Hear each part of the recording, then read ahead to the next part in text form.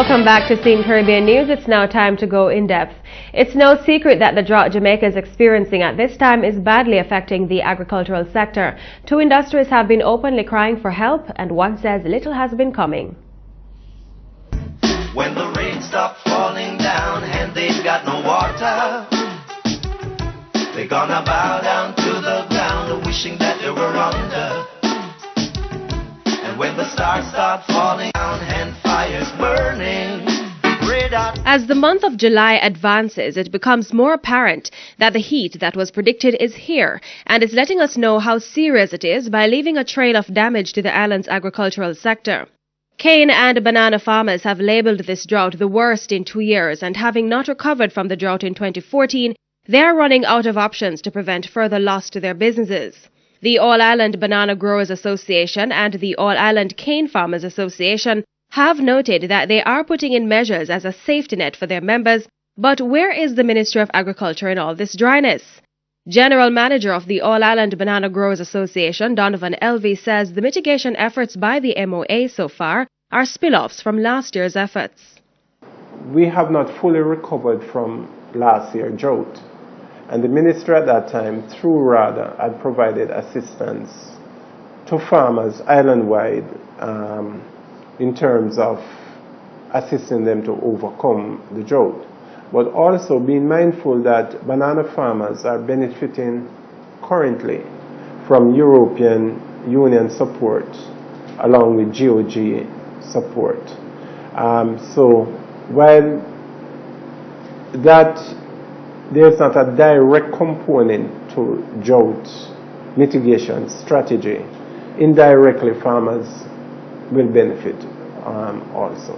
On the contrary, Chairman of the All-Island Cane Farmers Association, Alan Rickards, says the MOA is of little to no help to cane farmers at this time, but explains how the ministry can help.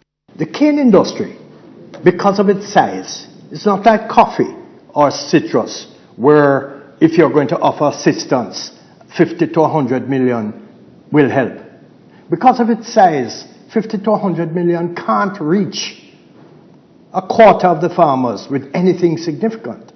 So the assistance that we have to get is a reduction in what it is we would normally have to pay. You have loans for replanting. There is policy that allows for force majeure, in which case you don't collect this year. You may pay the interest only, and then you amortize it over a period of years. That's what we ask for. If you had a flood, if you couldn't reap, if your cane burned down, this is force majeure, and there is in place provision for that. We are saying that across the board there is this national disaster. Exercise the force majeure in terms of all farmers and ease the reduction. That's a start. Is technology a route the country should go to protect its crops from the ever-changing weather patterns? Mr. Rickards thinks technology can help with the effectiveness of planting and harvesting, and cites greater need for technology with greater climate insight. First of all, technology has to begin to say to us, okay, this is the new weather pattern. Then you can respond in terms of gearing your crop period accordingly. Thirdly, in terms of technology itself, the way we do things needs to be improved by new appropriate technology. The whole harvesting system has to be improved. We can't any longer rely purely on manual reaping. People don't want to cut cane again. They need some kind of mechanical assistance to do that, because we need to take off the cane we have in a shorter period. So it's all about technology, appropriate technology, and we don't have to reinvent any wheels because we are not the only people that grow cane. Meanwhile, at the possibility of technology creating a banana crop that would be able to withstand drought conditions, Mr. Elvey was doubtful, but asserts that the country needs to do more to employ technology in the production of the banana crop. The composition of a banana plant is mostly water. So it would be, in the first place, difficult to have a banana crop not requiring a lot of water. Saying that, we have employed the necessary technology within the banana industry. Yes, we could have done more, But through the European Union assistance, we have on the banana board research, we have introduced the necessary technologies, including good agricultural practices there.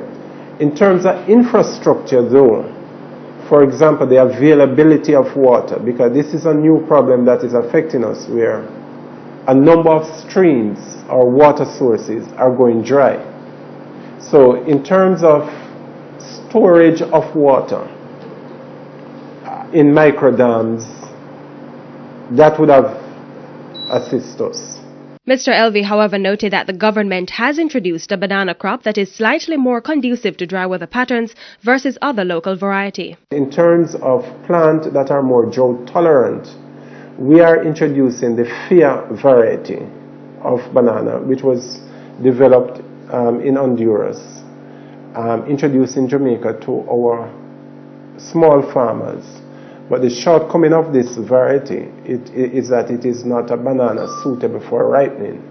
But for cooking, it's the best banana in terms of climate change to be given to farmers, which the government again and the banana industry is encouraging farmers, and the European Union is encouraging farmers to really plant this variety. In the meantime, the Rural Agricultural Development Agency, RADA, is contending that small-scale farmers are the most affected by the ongoing drought, which it classifies as severe.